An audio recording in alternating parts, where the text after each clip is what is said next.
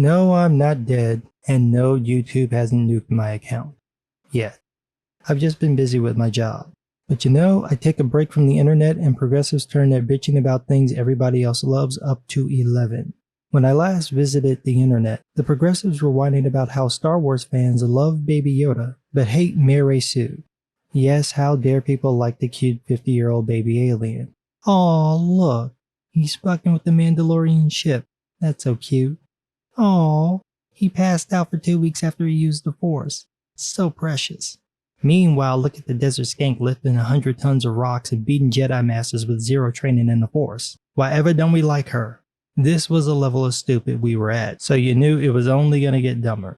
Enter Ghostbusters Afterlife, a film starring two pale carrot tops who discovered that their grandfather was one of the original Ghostbusters, and now they and their totally not knockoff Stranger Things gang have to fight ghosts in a desert town. Everything about the trailer speaks to legacy and passing the torch while respecting the original characters. It completely ignores the travesty that came out a few years ago, the one that only progressives love. So of course, out come the White Knights to bash the new trailer for having the temerity to appeal to actual Ghostbuster fans. Thankfully, Bounding Into Comics collected a few choice cuts from Twitter. We've got enemy journalist James McMahon saying, quote, "Fuck that Ghostbusters trailer. You don't reward regressive fanboys, many of whom created an atmosphere of racist, misogynist toxicity that led to a leading lady leaving this very platform by making the very film they wanted in the first place." Yes, don't make the movie for actual fans of the franchise. That might get people to go and see the movie and make it a success. Who would want that? No, instead insult the fans in the teaser trailer, and the actual trailer, and in interviews, and in the film by calling them racist and misogynistic for wanting to see the original cast one last time.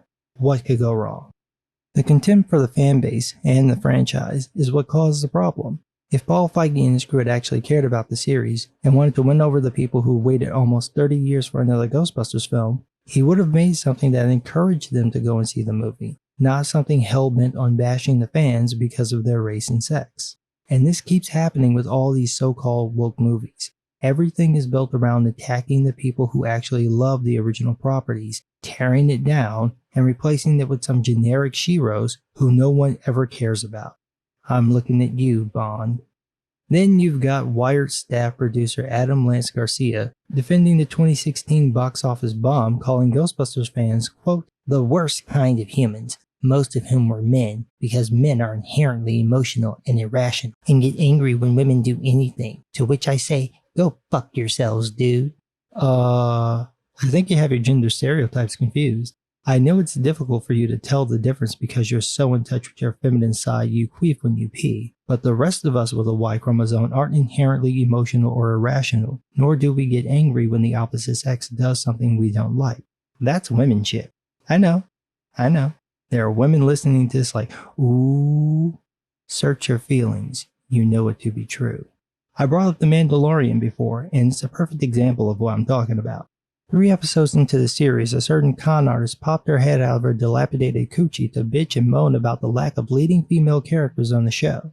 Never mind that there are several current sci-fi and fantasy shows featuring leading female characters that this piece of, quote, human garbage ignored just to complain about a show people actually like that doesn't conform to her particular worldview.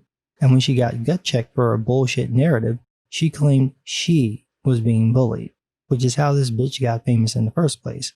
Which is why you should all treat her the same way Jason Reitman treated the 2016 Ghostbusters movie. She doesn't exist. But that is what women, specifically woke feminists, do. Men, well, normal men, ain't doing that shit. But the weirdos. Take Matthew Rodriguez, aka Hispanic Pixie Dream Girl. You a grown-ass man. You're a grown-ass man. Grown man. I don't care how much turkey you gobble, that shit is too gay. It is way more gay than any person needs to be. If you're not a 5-year-old little girl, that should not be your Twitter name. Period. But go on, future cat lady. Tell us about the evil white male Ghostbuster fans. LMAO. Of course Ghostbusters Afterlife is about family and lineage and legacy and all these other fucking white male patriarchal American values. It's literally a reaction to the idea for women, including one black woman. The franchise must assert its real predecessor. Sorry, not predecessor. I meant successor. Oh look, a black girl.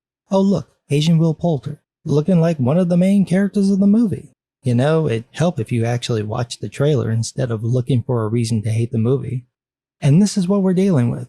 This is the same mentality we saw with Joker. This idea that the movie must be torn down and the fans who would like it must be labeled bigots. Never mind that what fans actually wanted is a sequel involving the original cast, most of whom will be in this movie. Harold Ramis unfortunately passed away, and Rick Moranis doesn't do much acting anymore. But everybody else, including Bill Murray, will be back. That's what people wanted. No one assumed that the torch wouldn't be passed on to a new cast. We just wanted to see the original cast one more time. The only people upset by this are these woke progressives who hate anything that doesn't jive with their politics, especially if not doing that is what makes the film successful. All these franchises the woke Twitterati attacked worked without the overt politics. You don't have to bash the fans to make something work. From the trailer, it looks like the focus is going to be on the little girl named Kaylee.